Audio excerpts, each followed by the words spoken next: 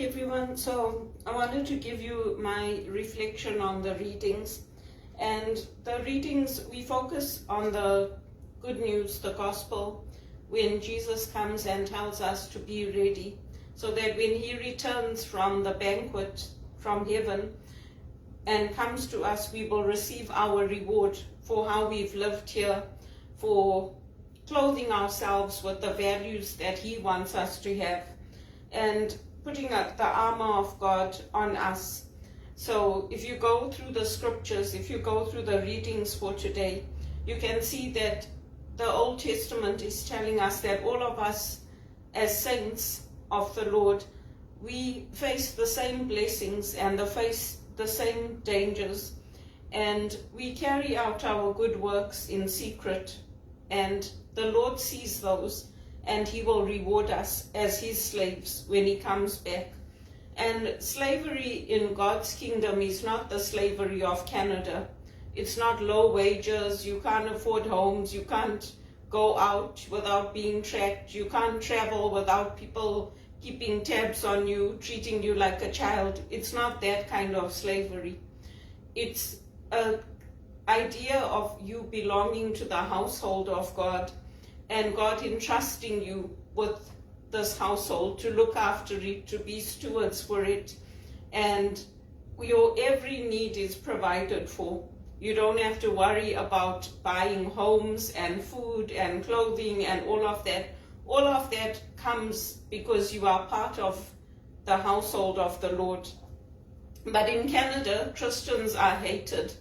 We are treated the worst. We are given the worst working conditions. We are given the worst pay. We are hired for 3 to 6 months if we do get good paid jobs. And they know we're good. So they'll bring us in to do that job, and they'll promise us, they'll say, oh, we're making momentum. We've got a 2-year contract coming up. When you go home tonight, we'll get the contract out to you. And then when you get home, they'll devastate you. They'll call you, like companies like BMO, and they'll say, oh, sorry, there's a change of plan. There's nothing for you. And it kills your parents. It kills your mothers. For me, my dad is dead, but I'm sure my dad in heaven is crying, seeing everything that I am going through. And it's very, very sad. For me, I've tried to stay close to my brother and my sister, because even when we were growing up, the only thing my uncles wanted was to take my sister away from us. Even when we were small, they never ever took that same interest in me, that same pride in me, that same appreciation of what I'd accomplished. They always focused on my sister. My sister was my godfather's flower girl at his wedding. She was the little girl that was dressed in velvet for his wedding, and ever since then, he's tried to separate her from the rest of the family. And no matter what I do, he always puts me down, tells me I'm ungrateful. They don't like me. Even when my cousin Katrina, she fell in love with Jayraj. Jayraj is a family friend. My dad, Uncle Surendra, and my dad, Alex Fernandez, they were good friends. They were best friends. So Jayraj and Katie met at my brother's wedding, and she was in tears. She's like, oh, Belinda, I don't know what I'm going to do. My dad is not going to like this. I said to her, I'll talk to him, and he was furious. I could see his jaw going when I told him that, Katie likes Jayraj, Uncle Louis, and they want to stay in touch. He just looked at me and he walked out of the room. So I don't stay in touch with them anymore, none of them, because they have Jayraj with them, they like him, he's part of the family. They left me out. They left me and my mom out of everything. They have no love for me. They have no appreciation for me. And it's funny now, because before it used to hurt me, especially when I was growing up, when I wanted their approval, I wanted them to talk well of me so I could get those good paid jobs, so I could go to America, so I could build a life and see them, visit them, travel with them. But they left me out of everything. And occasionally, when Uncle Cyril used to come, my dad's cousin, when he used to come, he used to tell me, like, I'm coming to America, so come, if you can, come and see me. So I used to go, but they don't like me, so I don't go anymore. I just leave my sister and my brother-in-law to go and enjoy themselves with them, because they don't speak well of me. Even my cousins, Danny and Natalie, they're like, oh, you know, Anita built the relationships with us. Anita made the effort. Anita came and visited us. I said, I also came. I also visited you. I also made the effort. But their whole idea, even with the children, my uncles wanted Amara and Jonathan to have those relationships with my sister's children. And I was excluded. So I just leave them now. I'm like, you know what? As long as I can have some relationship with my brother and sister, I'm not going to bother anymore, because you guys never did anything for me. You never appreciated me. You never valued me. You never even said thank you to me for bringing Jay and Katie together, or Anita and Stuart, or Chris and Angelique, or any of them. I supported all of them through their marriages, through family opposition, people not wanting them to be together. But that's how God does the impossible. Like how when Sarah was told she couldn't have children, and she has millions of children all over the world. God does the impossible. So I leave them. Did it hurt me when my mother told me they don't like you? They don't want you in the family. They're not interested in your life and what you want to do. They're only interested in me and my sister, like your sister. Of course it hurt me. But I just left them. I'm like, you know what? I'm tired of fighting for you. I'm tired of asking you, like, call me once in a while. Take an interest in my life. Be proud of what I've accomplished. Value me as a spiritual director in the family. I got tired of telling them and their wives that. So I was like, you know what? Just leave it now. Because you can't keep fighting for that. And I saw a post today on Facebook about a woman. Her children left her at the station, and they told her that they were going to come back and that they would help her. And she sat there and waited, eating scraps, taking whatever people gave her. She turned into a beggar, and they never came back to help her. So the moral of the story is you also have to look after yourself. And that's the same story that Jesus is giving us in the New Testament, is that you have to look after yourself. You have to look after your body. You have to look after your mind, your spirit, so that when he comes back as the King and as the Prince of Peace, and he comes back to celebrate with us, then we will be the ones sitting at the table, and he will be the one serving us like he did at the Last Supper.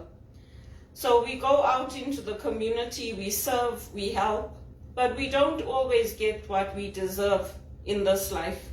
If the Jesuits loved me, they would make sure that I was in a good paid job, that my mother wasn't left with nothing, no income support, that I wasn't being turned out from every job. They would look after me, but they're not. So if I don't have what I need for my own life, it's very hard to serve others. But I trust in the Lord, I pray, and I do apply for jobs in America. I don't ask my uncles for their help anymore, because even when we were small, they wanted to take my sister, and my mother didn't want them to take her. This was after my dad died. She said, no, you can't take her. I want my family together. You people do make your decisions for your family. So we stayed together as a family after my dad passed away. And that's the promise that we can hold on to, that God sees the things we do in secret. God sees the emotions we hold in our heart. God sees everything that we go through. And eventually, either when we die, or if we are lucky enough and we're still alive when Jesus' second coming happens, we will be the ones to get those rewards. But if you don't keep that faith, if you don't keep that love for the Lord, then it's very easy to become hopeless and to not hold on to that hope for the future and not hold on to that love for the future. And the Christians were hated for the same reasons they were hated in South Africa. They took the Bible and they used it to inflict great pain on this country, with colonization, with people living on camps, people living, in the, we call it rural areas in Zimbabwe. The same thing happens here. You can buy a beautiful, big $1 million home in America. Here, the $1 million home is like the size of this apartment, if not smaller. So you can work like a slave for this country and get nowhere, because people have no love for you. Because if they had a love for you, they would want to see you come up, they would want to see you successful, they would want to see you earning a good income, but they have no love for me. So that's why it's just like a never-ending cycle, and that's why I am doing everything I can to break out of it, and I'm relying on God's word and God's promises, because this country has shown me what they think of me. They'll give me big awards and certificates for being a Canada 150 nominee, but they don't do anything to help me to join the middle class, to get me into good paid jobs, to promote me. And when they make mistakes, they blame it on me when it's their fault, like Teleperformance not getting my ID set up. So they don't give me any credit for having grown up in a third world country, having completed my education, having gone to study in South Africa on my own, where I knew nobody, and graduating, going on a working holiday to England, then coming here, setting up from scratch. They don't give me any credit for that. They say, oh, it's her sister that's the good one. Carry on. As long as I know that God's love is in my heart, I really don't care. I don't care anymore, because they hurt me too many times, including my uncles. They can't even pick up the phone to see how I am, where I am, what I'm doing, but they can have me tracked all over the world. It's inappropriate. But anyway, that's the message of what we go through as Christians. That's what we go through when we're serving the Lord. And we can still live with that hope in our heart. We can still live with that joy, and we can still live with that faith, even when disease comes against us. Elvis landed up with cancer. He had cancer in his arm, and when the suffering eventually gets too much, and you're just like, you know what, God, I'm ready to go now.